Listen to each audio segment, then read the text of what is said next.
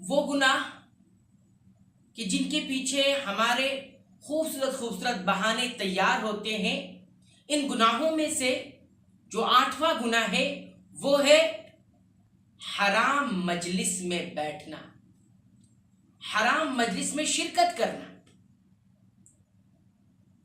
اور حرام مجلس میں ہم بیٹھتے ہیں، اس میں شرکت کرتے ہیں، اور اس حرام مجلس میں بیٹھنے کے بعد